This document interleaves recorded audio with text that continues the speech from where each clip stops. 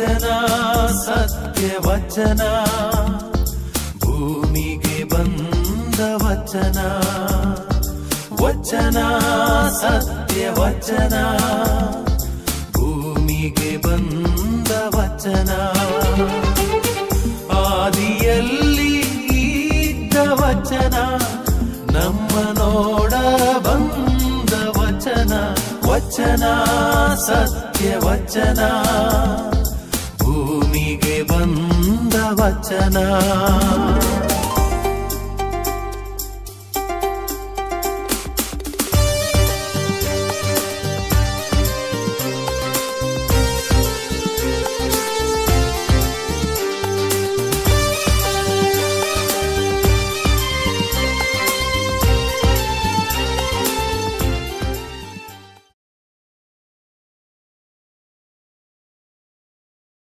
ಪ್ರಿಯರೇ, ವಚನಾಮೃತ ಕಾರ್ಯಕ್ರಮಕ್ಕೆ ನಿಮ್ಮೆಲ್ಲರನ್ನು ಸ್ವಾಗತಿಸುತ್ತೇನೆ. ದೇವರ ವಾಕ್ಯವನ್ನು ಕೇಳಿಕೊಂಡು ನಾವು ಈ ದಿವಸದ ಧ್ಯಾನವನ್ನು ಆರಂಭ ಮಾಡೋಣ. ಸಂತ ಲೂಕನು ಬರೆದ ಸುವಾರ್ತೆ ಅಧ್ಯಾಯ 24. ಎಮ್ಮಾವು ಗ್ರಾಮದ ಹಾದಿಯಲ್ಲಿ. ಅದೇ ದಿನ ಶಿಷ್ಯರಲ್ಲಿ ಇಬ್ಬರು ಜೆರೂಸಲೇಮಿಗೆ 11 ಕಿಲೋಮೀಟರ್ನಷ್ಟು ದೂರದಲ್ಲಿದ್ದ ಎಮ್ಮಾವು ಎಂಬ ಗ್ರಾಮಕ್ಕೆ ಹೋಗುತ್ತಿದ್ದರು.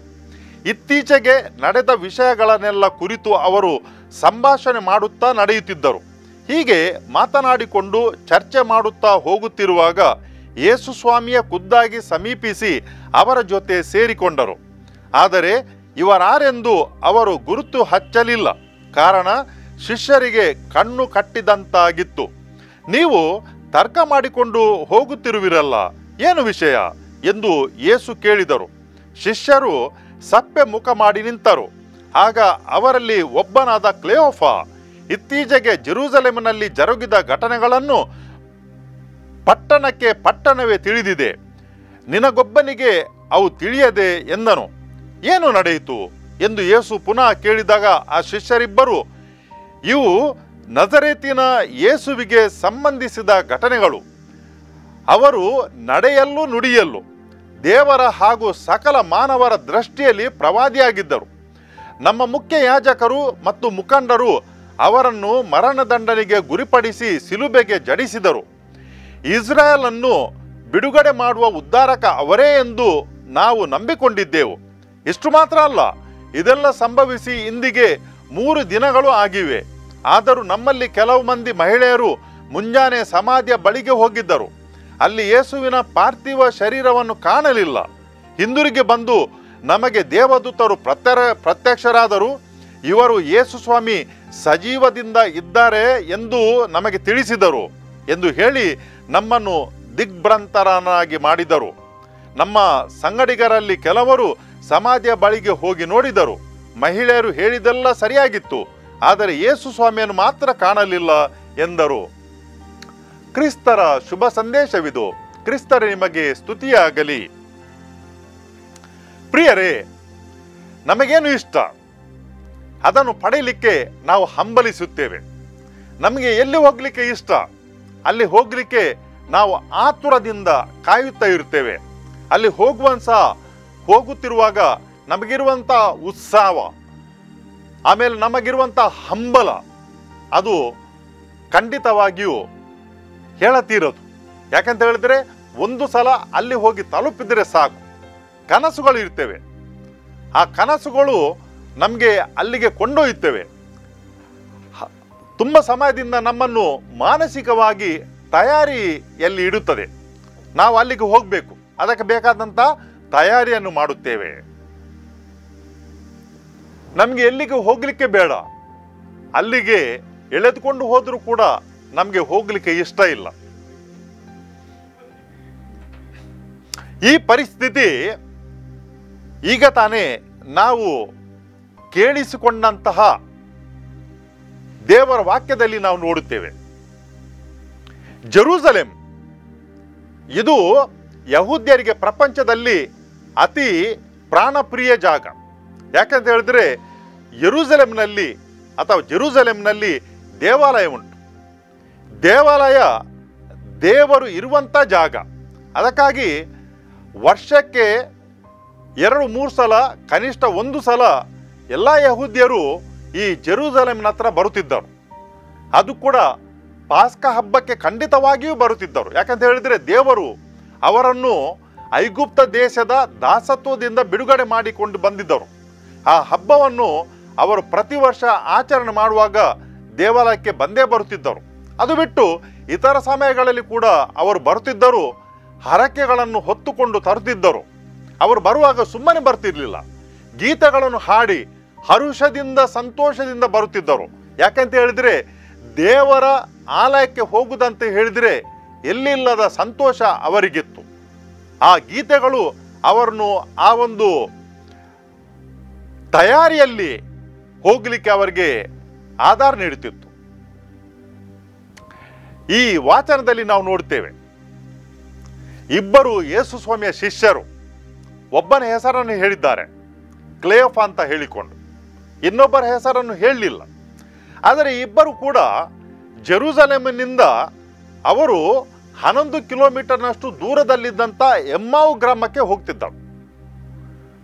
ಜೆರೂಸಲೇಮಿಗೆ ಹೋಗುದಂತ ಹೇಳಿದರೆ ದೇವರನ್ನು ಭೇಟಿ ಮಾಡಲಿಕ್ಕೆ, ಸಂಧಿಸಲಿಕ್ಕೆ ಹೋಗುದಂತ ಅರ್ಥ. ಅಲ್ಲಿಂದ ವಾಪಸ್ ಹೋಗುದಂತ ಹೇಳಿದರೆ ದೂರಕ್ಕೆ ಹೋಗುವುದಂತ ಅರ್ಥ. ಯಾರು ದೇವರಲ್ಲಿಗೆ ಬರ್ತಾರೆ ಅವರಲ್ಲಿ ಹರುಷ ಸಂತೋಷ ಇರ್ತದೆ. ಯಾರು ದೇವರಿಂದ ದೂರಕ್ಕೆ ಹೋಗ್ತಾರೆ ಅವರಲ್ಲಿ ಭಯ, ಚಿಂತನೆ, ವ್ಯಥೆ ಇರ್ತದೆ. ನಾವು ನೋಡ್ತೇವೆ ಇಬ್ಬರು ಶಿಷ್ಯರು ಕೂಡ ಅವರು ಹಿಂದಕ್ಕೆ ಹೋಗ್ತಾರೆ ಎಮ್ಮಾವು ಗ್ರಾಮಕ್ಕೆ. ಮತ್ತೆ ಅವರು ಮಾತನಾಡ್ತಾ ಹೋಗ್ತಾರೆ, ಚರ್ಚೆ ಮಾಡ್ತಾ ಹೋಗ್ತಾರೆ. ಏನನ್ನು ಚರ್ಚೆ ಮಾಡುತ್ತಿರಬಹುದು? ಅವರು ಯಾವುದರ ಬಗ್ಗೆ ಮಾತನಾಡುತ್ತಿದ್ದಿರಬಹುದು? ಏನಂತ ಹೇಳಿದ್ರೆ, ಯೇಸು ಸ್ವಾಮಿಯ ಹಿಂಬಾಲಕರವರು ಯೇಸು ಸ್ವಾಮಿ ಮಾಡಿದಂತಹ ಘಟನೆಗಳನ್ನು ಅವರು ನೋಡಿದ್ದಾರೆ. ಈ ಆಶ್ಚರ್ಯಕರವಾದಂಥ ಸಂಗತಿಗಳು, ಅದ್ಭುತಗಳು, ಸೂಚಕ ಕಾರ್ಯಗಳು, ಅವರು ಸಾರಿದಂಥ ಸುವಾರ್ತೆಯನ್ನು ಅವರು ಕೇಳಿದ್ದಾರೆ. ಆ ರೀತಿಯಲ್ಲಿ ಬೇರೆ ಯಾರು ಕೂಡ ಸುವಾರ್ತೆಯನ್ನು ಸಾರಲಿಲ್ಲ, ದೇವರ ವಾಕ್ಯವನ್ನು ಸಾರಲಿಲ್ಲ. ಅದ್ಭುತಗಳನ್ನು ಆ ರೀತಿಯಾಗಿ ಬೇರೆ ಯಾರು ಕೂಡ ಮಾಡಲಿಲ್ಲ. ಅನೇಕ ಮಂದಿಯನ್ನು ಗುಣಪಡಿಸಿದ್ದಾರೆ, ಸಾವಿರಾರು ಮಂದಿಗೆ ಊಟ ನೀಡಿದ್ದಾರೆ, ಹಸಿವನ್ನು ನೀಗಿಸಿದ್ದಾರೆ. ಅಷ್ಟು ಮಾತ್ರ ಯಾಕೆ, ಸತ್ತವರನ್ನು ಕೂಡ ಅವರು ಎಬ್ಬಿಸಿದ್ದಾರೆ ಜೀವಂತವಾಗಿ. ಅಂಥದರಲ್ಲಿ ಅವರನ್ನು ಶಿಲುಬೆಗೆ ಏರಿಸಿದರು. ಮತ್ತೆ ಅವರು ಶಿಲುಬೆಯಲ್ಲಿ ಮೃತಪಟ್ಟರು ಅಂತ ಹೇಳಿದರೆ ಯಾರಿಗೆ ತಾನೇ ಭಯ ಆಗಲ್ಲ? ಅವರಿಗೆ ಕೂಡ ಭಯ ಆಯಿತು. ಹೀಗಾಗಿ ಅವರು ಜೆರೂಸಲೇಮಿನಿಂದ ಹಿಂದಕ್ಕೆ ಹೋಗ್ತಾರೆ, ತಮ್ಮ ಜಾಗಕ್ಕೆ, ಊರಿಗೆ ಹೋಗ್ತಾರೆ, ಎಮ್ಮಾವು ಗ್ರಾಮಕ್ಕೆ. ಅವರ ಮನಸ್ಸಿನಲ್ಲಿ ಏನಿದ್ದಿರಬಹುದು? ಒಂದು ವೇಳೆ ಇಷ್ಟು ಶಕ್ತಿಶಾಲಿಯಾದಂಥ ನಮ್ಮ ಗುರುವಿಗೆ ಈ ಶಿಕ್ಷೆ ಸಿಕ್ಕಿದರೆ, ಮತ್ತೆ ಅವರನ್ನು ಶಿಲುಬೆಯಲ್ಲಿ ಹಾಕಿದರೆ ನಮ್ಮ ಗತಿ ಏನಪ್ಪ? ನಮ್ಮ ಗತಿ ಏನು? ನಾವೀಗ ಹಿಂದಕ್ಕೆ ಹೋಗ್ತೇವೆ. ಅಲ್ಲಿ ಹೋದ್ಮೇಲೆ ನಾವು ಏನು ಮಾಡುದು? ನಮ್ಮ ಎಲ್ಲ ಕೆಲಸ ಕಾರ್ಯ ಚಟುವಟಿಕೆಗಳನ್ನು ಬಿಟ್ಟು ಯೇಸು ಸ್ವಾಮಿಯನ್ನು ಹಿಂಬಾಲಿಸೋದಕ್ಕೋಸ್ಕರ ಬಂದಿದ್ದೆವು. ಈಗ ಅವರನ್ನು ಶಿಲುಬೆ ಮೇಲೆ ಹಾಕಿದ್ದಾರೆ. ಇನ್ನು ನಾವು ಹಿಂದಕ್ಕೆ ಹೋದ ಮೇಲೆ ಜನರಿಗೆ ಯಾವ ರೀತಿಯಾಗಿ ನಾವು ಮುಖವನ್ನು ತೋರಿಸುವುದು? ಎಲ್ಲವನ್ನು ಬಿಟ್ಟು ಬಂದಿದ್ದೆವು.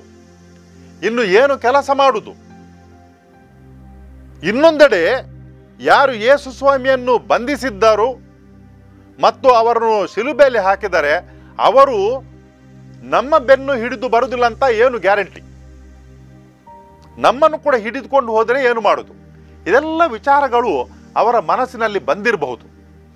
ಇಂಥ ವಿಚಾರಗಳು ಮನಸ್ಸಿನಲ್ಲಿ ಬರುವಾಗ ಯಾರ ಮುಖದಲ್ಲಿ ತಾನೇ ಸಂತೋಷ, ಖುಷಿ ಇರ್ತದೆ? ಯಾರ ಮುಖದಲ್ಲಿ ಕೂಡ ಇರಲ್ಲ. ಏನಿರ್ತದೆ ಅಂತ ಹೇಳಿದ್ರೆ ಬೇಸರ ಇರ್ತದೆ, ಮತ್ತೆ ಚಿಂತೆ ಇರ್ತದೆ, ಮುಖ ಬಾಡಿ ಇರ್ತದೆ, ಸಪ್ಪೆ ಆಗಿರ್ತದೆ.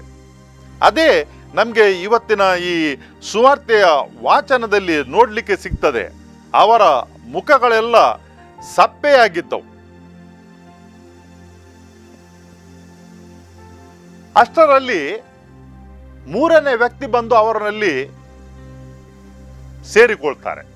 ಅವರು ಕೇಳ್ತಾರೆ, ಏನಪ್ಪ ಮಾತಾಡ್ತೀರಿ ನೀವು ಅಂತ ಹೇಳಿಕೊಂಡು. ಅವರಿಗೆ ಆಶ್ಚರ್ಯವಾಯಿತು. ಅವರು ಹೇಳ್ತಾರೆ, ಏನಪ್ಪ ನೀನು ಜೆರೂಸಲೇಮಿಗೆ ಏನು ಅಪರಿಚಿತನೋ? ಇತ್ತೀಚಿನ ದಿನಗಳಲ್ಲಿ ನಡೆದಂಥ ಘಟನೆಗಳನ್ನು ನಾವು ಮಾತಾಡ್ತೇವೆ. ಏನು ಘಟನೆಗಳು? ಓ, ಅವರಿಗೆ ಅನ್ನಿಸಿತು ಈ ಹೊಸಬರಿಗೆ ಏನು ಕೂಡ ತಿಳಿದಿಲ್ಲ ಅಂತ. ಅದಕ್ಕೆ ಅವರು ಹೇಳ್ತಾರೆ, ನಾವು ಯೇಸು ಸ್ವಾಮಿಯ ಬಗ್ಗೆ ಮಾತನಾಡ್ತೇವೆ, ಯೇಸು ಸ್ವಾಮಿಯ ಬಗ್ಗೆ ಮಾತನಾಡ್ತೇವೆ. ಅವರು ಯಾರಾಗಿದ್ದಾರೆ? ಸಕಲ ಮಾನವರ ದೃಷ್ಟಿಯಲ್ಲಿ ಪ್ರವಾದಿಯಾಗಿದ್ದರು. ದೇವರ ಮತ್ತು ಮನುಷ್ಯರ ಕಣ್ಣಲ್ಲಿ ದೃಷ್ಟಿಯಲ್ಲಿ ಅವರು ಓರ್ವ ಸತ್ಪುರುಷರಾಗಿದ್ದರು. ಅಂತಹ ತಮ್ಮ ಗುರುವನ್ನು ಈ ಯಹೂದ್ಯ ಮುಖಂಡರು ಸೇರಿಕೊಂಡು ಅವರನ್ನು ಶಿಲುಬೆಗೆ ಹಾಕಿದ್ದಾರೆ. ಇದರ ಬಗ್ಗೆ ನಾವು ಮಾತನಾಡುತ್ತೇವೆ. ಮಾತಿನಲ್ಲಿ ಮತ್ತು ಕೃತಿಯಲ್ಲಿ ಅವರು ಸತ್ಪುರುಷರಾಗಿದ್ದರು. ಇಂತಹ ತಮ್ಮ ಗುರುವನ್ನು ಅವರು ಶಿಲುಬೆಯಲ್ಲಿ ಹಾಕಿದ್ದಾರೆ. ಮತ್ತೆ ಅದಕ್ಕಿಂತಲೂ ಜಾಸ್ತಿಯಾಗಿ ಈ ದಿನ ಬೆಳಿಗ್ಗೆ ನಮ್ಮಲ್ಲಿ ಕೆಲವು ಮಹಿಳೆಯರು ಸಮಾಧಿ ಹತ್ರ ಹೋಗಿ ಅಲ್ಲಿ ಯೇಸು ಸ್ವಾಮಿಯ ಶರೀರ ಇಲ್ಲ ಅಂತ ಹೇಳಿದ್ದಾರೆ. ಇದೆಲ್ಲ ಕೂಡ ಮಾನಸಿಕವಾಗಿ ತೊಂದರೆಯನ್ನು ಉಂಟು ಮಾಡಿದ್ದೆ. ನಮ್ಮ ಸಂಗಡಿಗರು ಅಲ್ಲಿ ಹೋಗಿ ನೋಡಿದ್ದಾರೆ. ಈ ಮಹಿಳೆಯರು ಹೇಳಿದ ಮೇಲೆ ಅಲ್ಲಿ ಯೇಸು ಸ್ವಾಮಿಯ ಶರೀರ ಕಾಣುವುದಿಲ್ಲ. ಇದೆಲ್ಲ ಅವರ ತಲೆಯಲ್ಲಿ ತಿರುಗುತ್ತಾ ಉಂಟು. ಎಲ್ಲ ಗೊಂದಲಕ್ಕೀಡಾಗಿದ್ದಾರೆ. ಅವರು ಮಾತನಾಡುವಂಥ ರೀತಿಯಲ್ಲಿ ಇದು ಎಲ್ಲ ಕೂಡ ಅಲ್ಲಿ ಕಾಣಲಿಕ್ಕೆ ಸಿಗ್ತದೆ. ಪ್ರಿಯರೇ, ಆ ಮೂರನೇ ವ್ಯಕ್ತಿ ಅವರಲ್ಲಿ ಸೇರಿಕೊಂಡವರು ಯೇಸು ಸ್ವಾಮಿ. ಅವರು ಇನ್ನೂ ಕೂಡ ತನ್ನ ಪರಿಚಯವನ್ನು ಈ ಇಬ್ಬರಿಗೆ ನೀಡಲಿಲ್ಲ. ಅವರು ಹೇಳ್ತಾರೆ, ಏನು ನೀವು ಏನು ಅರ್ಥ ಆಗದವರು? ಈ ವೇದವಾಕ್ಯದಲ್ಲಿ ಅಥವಾ ಪವಿತ್ರ ಪುಸ್ತಕದಲ್ಲಿ ಪ್ರವಾದಿಗಳು ಏನೆಲ್ಲ ಹೇಳಿದ್ದಾರೆ ಅದೆಲ್ಲ ಓದಿ ನಿಮಗೆ ತಿಳಿಯಲಿಲ್ವೇ? ದೇವರ ಪುತ್ರನು ಈ ಭೂಲೋಕಕ್ಕೆ ಬರಬೇಕು, ಕಷ್ಟಪಡಬೇಕು, ಯಾತನೆ ಪಡಬೇಕು, ಮತ್ತೆ ಪುನರ್ತನಾಗಬೇಕು, ಇದೆಲ್ಲ ಕೂಡ ಹೇಳಿ ಉಂಟಲ್ಲ. ಪ್ರಾಯಶಃ ಆ ಇಬ್ಬರು ಶಿಷ್ಯರು ಕೂಡ ಈ ಪವಿತ್ರ ಪುಸ್ತಕದಲ್ಲಿ ವೇದವಾಕ್ಯದಲ್ಲಿ ಪರಿಣತರಲ್ಲ. ಅವರು ಖಂಡಿತವಾಗಿಯೂ ಯೇಸು ಸ್ವಾಮಿಯ ಜೊತೆಯಲ್ಲಿದ್ದರು.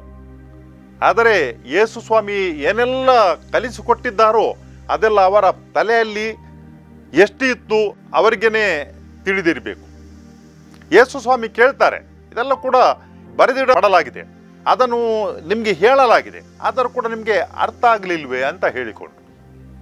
ಇಷ್ಟರಲ್ಲಿ ಏನಾಗ್ತದಂತ ಹೇಳಿದರೆ, ಆ ಇಬ್ಬರು ಕೂಡ ನಡೆದುಕೊಂಡು ಚರ್ಚೆ ಮಾಡಿಕೊಂಡು ಹೋಗುತ್ತಿರುವಂಥ ಇಬ್ಬರು ಅವರು ಯಾವ ಊರಿಗೆ ಹೋಗಬೇಕಿತ್ತೋ ಆ ಊರಿಗೆ ಹತ್ತಿರಕ್ಕೆ ಬರ್ತಾರೆ. ಈಗ ಇವತ್ತು ಓದಿದಂತಹ ಆ ಸುವಾರ್ತೆಯಲ್ಲಿ ನಾವು ಮುಂದಕ್ಕೆ ಓದಿದರೆ ಇದೆಲ್ಲ ಕೂಡ ನಮಗೆ ಅಲ್ಲಿ ನೋಡಲಿಕ್ಕೆ ಸಿಗ್ತದೆ. ಪ್ರಿಯರೇ, ಲೂಕನ ಬರೆದ ಸುವಾರ್ತೆ ಅಧ್ಯಾಯ 24 ನಾವು 13ನೇ ವಾಕ್ಯದಿಂದ ಮುಂದಕ್ಕೆ ಓದುತ್ತಾ ಹೋದರೆ ನಮಗೆ ಅಲ್ಲಿ ಏನೆಲ್ಲ ನಡೆಯಿತು ಎಂಬುದನ್ನು ನೋಡಬಹುದು, ಓದಬಹುದು, ಅರ್ಥ ಮಾಡಿಕೊಳ್ಬಹುದು. ಆ ಇಬ್ಬರು ಕೂಡ ಹೋಗಬೇಕಾದಂಥ ಆ ಊರು ಬಂತು. ಅವರು ಅಲ್ಲಿ ಆ ಊರಿಗೆ ಹೋಗಬೇಕಿದ್ರೆ ಯೇಸು ಸ್ವಾಮಿ ತಾನು ಇನ್ನು ಮುಂದಕ್ಕೆ ಹೋಗ್ತೇನೆ ಅಂತ ಅವರು ನಡೀತಾರೆ. ಆಗ ಇಬ್ಬರು ಶಿಷ್ಯರು ಹೇಳ್ತಾರೆ, ಬೇಡ ಬೇಡ, ಈಗ ಇನ್ನು ಒಂದು 5-10 ನಿಮಿಷದಲ್ಲಿ ಏನು ಕತ್ತಲೆ ಆಗ್ತದೆ, ನೀವು ಎಲ್ಲಿ ಹೋಗ್ತೀರಿ, ನಮ್ಮ ಜೊತೆಯಲ್ಲಿ ಬನ್ನಿ, ನಮ್ಮ ಮನೆಗೆ ಬನ್ನಿ ಅಂತ ಹೇಳ್ತಾರೆ. ಪ್ರಿಯರೇ, ಇಬ್ಬರು ವ್ಯಕ್ತಿಗಳು ಅವರು ತುಂಬ ಭಯಭ್ರಾಂತರಾಗಿದ್ದರು. ಅವರಿಗೆ ಬೇಸರ ಆಗಿತ್ತು, ಅವರಿಗೆ ವ್ಯಥೆ ಆಗಿತ್ತು, ಚಿಂತೆ ಆಗಿತ್ತು. ಆದರೆ ಅವರಲ್ಲಿ ಒಂದು ಮಾನವ ಗುಣ ಇತ್ತು. ಆ ಚಿಂತೆಯಲ್ಲಿ, ಆ ಬೇಸರದಲ್ಲಿ ಮಾನವ ಗುಣಗಳನ್ನು ಅವರು ಕಳೆದುಕೊಳ್ಳಿಲ್ಲ. ಇದು ಮುಖ್ಯ ಪ್ರಿಯರೇ. ಯಾವಾಗ ನಮ್ಮ ಕಷ್ಟದಲ್ಲಿ, ನಮ್ಮ ಸಂಕಷ್ಟದಲ್ಲಿ, ನಮ್ಮ ಚಿಂತೆಯಲ್ಲಿ, ನಮ್ಮ ಬೇಸರದಲ್ಲಿ ಮಾನವ ಗುಣಗಳು ನಮ್ಮಲ್ಲಿ ಇರ್ತಾವೋ ನಾವು ದೇವರ ಹತ್ತಿರ ಇದ್ದೇವೆ. ಅವರು ಯೇಸು ಸ್ವಾಮಿಯನ್ನು ತಮ್ಮ ಜೊತೆಗೆ ಕರೆದರು. ಇನ್ನೂ ಕೂಡ ಅವರಿಗೆ ಅವರು ಯೇಸು ಸ್ವಾಮಿ ಅಂತ ತಿಳಿದಿರಲಿಲ್ಲ. ಅವರು ಹೇಳ್ತಾರೆ, ನೀವು ನಮ್ಮ ಜೊತೆ ಬನ್ನಿ ಅಂತ ಹೇಳಿಕೊಂಡು ಯೇಸು ಸ್ವಾಮಿ ಅವರ ಜೊತೆಯಾಗಿ ಹೋದರು. ಯಾವ ರೀತಿ ಮಗ್ದಲದ ಮರಿಯಳು ಭಾನುವಾರದ ಮುಂಜಾನೆ ಹೊತ್ತಿಗೆ ಯೇಸು ಸ್ವಾಮಿಯನ್ನು ಸಮಾಧಿ ಮಾಡಿದಂಥ ಆ ಸಮಾಧಿಯ ಹತ್ತಿರ ಹೋದಾಗ ಯೇಸು ಸ್ವಾಮಿ ತನ್ನ ಮುಂದೆ ನಿಂತುಕೊಂಡಿದ್ದಾಗ ಮರಿಯಳಿಗೆ ಯಾಕಾಗಿ ಯೇಸು ಸ್ವಾಮಿಯ ಗುರ್ತಾಗಲಿಲ್ಲ? ಅದೇ ಪ್ರಕಾರ ಈ ಇಬ್ಬರು ಶಿಷ್ಯರು ಕೂಡ ಯೇಸು ಸ್ವಾಮಿಯ ಜೊತೆಗೆ ನಡೆದುಕೊಂಡು ಹೋಗ್ತಾರೆ ಬಹುದೂರ. ಆದರೂ ಕೂಡ ಅವರು ಯೇಸು ಸ್ವಾಮಿಯ ಪರಿಚಯವನ್ನು ಇನ್ನೂ ಕೂಡ ಅವರಿಗೆ ಆಗಲಿಲ್ಲ. ಯಾಕಾಗಿ ಆಗಲಿಲ್ಲ? ಯೇಸು ಸ್ವಾಮಿ ಅವರು ಪ್ರವಚನ ಮಾಡುತ್ತಿರುವಾಗ, ತಮ್ಮ ಸೇವೆಯನ್ನು ಮಾಡುತ್ತಿರುವಾಗ ಇಬ್ಬರು ಕೂಡ ಯೇಸು ಸ್ವಾಮಿಯನ್ನು ಹಲವಾರು ಬಾರಿ ಕಂಡಿರಬೇಕು, ಅವರ ಜೊತೆಯಲ್ಲಿ ಇದ್ದಿರಬೇಕು. ಈಗ ಯಾಕೆ ಅವರಿಗೆ ಅರ್ಥ ಆಗುವುದಿಲ್ಲ? ಯಾಕಾಗಿ ಅವರಿಗೆ ಪರಿಚಯ ಆಗುವುದಿಲ್ಲ? ಪುನಃ ನಾವು ಅರ್ಥ ಮಾಡಿಕೊಳ್ಬಹುದು ಪ್ರಿಯರೇ. ಪುನರುತ್ಥಾನದಲ್ಲಿ ಯೇಸು ಸ್ವಾಮಿ ಮತ್ತು ನಾವು ಕೂಡ ದೇವದೂತರಾಗಿರ್ತೇವೆ, ದೇವದೂತರಿಗೆ ಸಮಾನರಾಗಿರ್ತೇವೆ. ಈ ಪ್ರಪಂಚದಲ್ಲಿದ್ದಂತಹ ದೇಹದ ಹಾಗೆಲ್ಲ. ಈ ದೇಹಕ್ಕೆ ನಮ್ಗೆ ಏನು ಉಂಟು? ಹಸಿವುಂಟು. ಈ ದೇಹಕ್ಕೆ ನಮಗೆ ಬಾಯಾರಿಕೆ ಉಂಟು. ನಾವು ವಸ್ತ್ರ ಬಟ್ಟೆಯನ್ನು ತೊಡಬೇಕು. ನಮಗೆ ನಿದ್ರೆ, ಹಸಿವು ಅದೆಲ್ಲ ಕೂಡ ಉಂಟು. ನಿಲ್ಲಿಕ್ಕೆ ಮನೆ ಬೇಕು, ಆಯಾಸ ಆಗ್ತದೆ, ವ್ಯಥೆ ಆಗ್ತದೆ, ಚಿಂತೆ ಆಗ್ತದೆ. ಆದರೆ ಪುನರುತ್ಥಾನದಲ್ಲಿ ಈ ಎಲ್ಲ ವಿಷಯಗಳು ಇರಲ್ಲ. ದೇವದೂತರಾಗೆ, ದೇವದೂತರ ಹಸಿವು ಮತ್ತು ಅವರ ಬಾಯಾರಿಕೆ ಅಂತ ಹೇಳಿದರೆ ದೇವರನ್ನು ಹರಸುತ್ತಾ ಇರುವುದು ನಿರಂತರವಾಗಿ.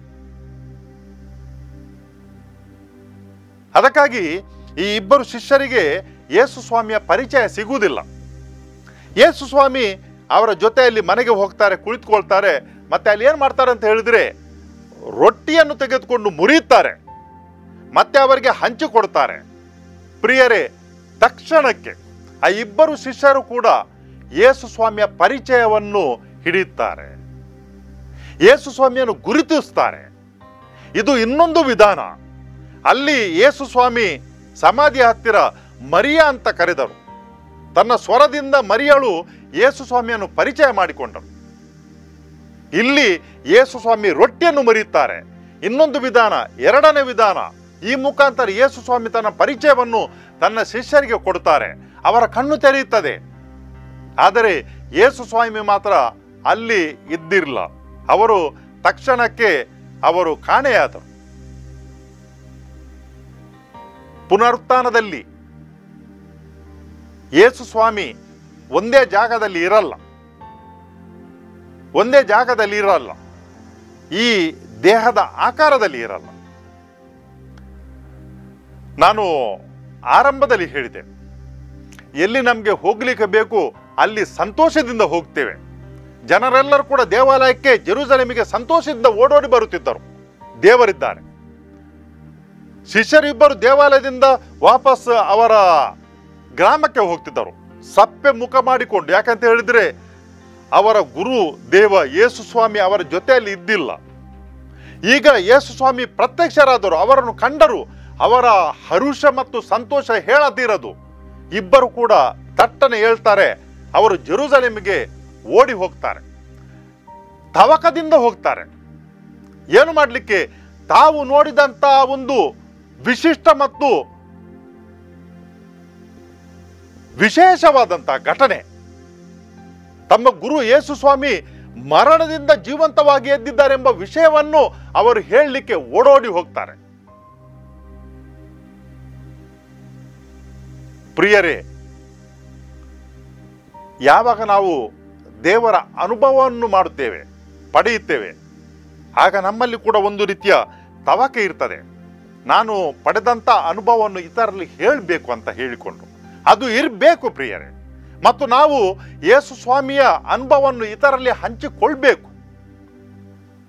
ಯೇಸು ಸ್ವಾಮಿಯ ಅನುಭವ ಆದಾಗ ಯಾವ ಮನುಷ್ಯನು ಕೂಡ ಸಪ್ಪೆಯಾಗಿ ಅಥವಾ ಭಯಭ್ರಾಂತನಾಗಿ ಇರಲಿಕ್ಕೆ ಸಾಧ್ಯ ಇಲ್ಲ. ಎಲ್ಲ ರೀತಿಯ ಬಂಧನಗಳಿಂದ ಮುಕ್ತಿ ಆಗ್ತಾನೆ ಮನುಷ್ಯನು. ಸಂತೋಷ ಭರಿತನಾಗ್ತಾನೆ, ಉಲ್ಲಾಸ ಭರಿತನಾಗ್ತಾನೆ, ನೆಮ್ಮದಿಯಿಂದ ಇರ್ತಾನೆ, ಸಮಾಧಾನದಿಂದ ಇರ್ತಾನೆ. ಆ ಸಂತೋಷ ಮತ್ತು ಸಮಾಧಾನ ಎಷ್ಟಂತ ಹೇಳಿದ್ರೆ ಹೇಳತೀರದು. ಅದಕ್ಕಾಗಿ ಮನುಷ್ಯರು ಕಷ್ಟವನ್ನು ಲೆಕ್ಕಿಸದೆ, ದಣಿವನ್ನು ಲೆಕ್ಕಿಸದೆ, ಬಾಯಾರಿಕೆಯನ್ನು ನೋಡದೆ ಯೇಸು ಸ್ವಾಮಿಯನ್ನು ಅವರು ಸಾರ್ತಾರೆ. ಯಾಕಂತ ಹೇಳಿದ್ರೆ ದೇವರ ಅನುಭವ ಅದು ಅಷ್ಟು ಆಳವಾಗಿದೆ. ಅದು ಅಷ್ಟು ಸಂತೋಷಮಯವಾಗಿದೆ, ಅದು ಅಷ್ಟು ಉಲ್ಲಾಸಭರಿತವಾಗಿದೆ. ಈ ಒಂದು ಅನುಭವ ನಮಗೆಲ್ಲರಿಗೂ ಕೂಡ ಸಿಗಲಿ ಅಂತ ಪ್ರಾರ್ಥಿಸುವ. ಕರ್ತರಾದ ದೇವರೇ, ನಿಮ್ಮ ಪುತ್ರರು ಈ ಭೂಲೋಕಕ್ಕೆ ಬಂದಾಗ ಅವರು ಮರಣವನ್ನಪ್ಪಿದರು ಶಿಲುಬೆಯಲ್ಲಿ, ನಂತರ ಪುನರುತ್ಥಾನರಾದರು. ಪುನರುತ್ಥಾನರಾದ ಯೇಸು ಸ್ವಾಮಿಯನ್ನು ಕಂಡಂತ ಶಿಷ್ಯರು ಅವರು ಹರುಷದಿಂದ ತುಂಬಿದರು, ಸಂತೋಷದಿಂದ ತುಂಬಿದರು. ಎಲ್ಲೆಡೆ ಹೋಗಿ ಯೇಸು ಸ್ವಾಮಿಯ ಪುನರುತ್ಥಾನದ ಬಗ್ಗೆ ಶುಭ ವಾರ್ತೆಯನ್ನು ಸಾರಿದರು. ಇವತ್ತಿನ ದಿವಸ ಈ ಕಾರ್ಯಕ್ರಮದಲ್ಲಿ ಪಾಲ್ಗೊಳ್ಳುತ್ತಿರುವಂಥ ಪ್ರತಿಯೊಬ್ಬರ ಮೇಲೆ ನಿಮ್ಮ ಅನಂತಾನಂತ ಆಶೀರ್ವಾದವನ್ನು ಸುರಿಸಿರಿ. ಎಲ್ಲರಿಗೂ ಕೂಡ ನೆಮ್ಮದಿ ಶಾಂತಿಯನ್ನು ದಯಪಾಲಿಸಿರಿ. ನಿಮ್ಮ ಪುತ್ರರು ಪುನರುತ್ಥಾನದ ಮೇಲೆ ತನ್ನಂತಹ ಶಾಂತಿ ಸಮಾಧಾನದ ಕೊಡುಗೆಗಳನ್ನು ಈ ಕಾರ್ಯಕ್ರಮದಲ್ಲಿ ಪಾಲ್ಗೊಳ್ಳುತ್ತಿರುವಂಥ ಮೇಲೆ ಎಲ್ಲರ ಮೇಲೂ ಕೂಡ ಸುರಿಸಿರಿ. ಆರೋಗ್ಯವನ್ನು ದಯಪಾಲಿಸಿರಿ, ಅವರಿಗೆ ನೆಮ್ಮದಿ ಮತ್ತು ಶಾಂತಿಯನ್ನು ನೀಡಿರೆಂದು ನಿಮ್ಮನ್ನು ಪ್ರಾರ್ಥಿಸುತ್ತೇವೆ. ಈ ಪ್ರಾರ್ಥನೆ ನಿಮಗೆ ಸಲ್ಲಿಸುತ್ತೇವೆ ಕರ್ತರೆ, ನಿಮ್ಮ ಪುತ್ರ ಯೇಸು ಕ್ರಿಸ್ತರ ಮುಖಾಂತರ. ಆಮೇನ್.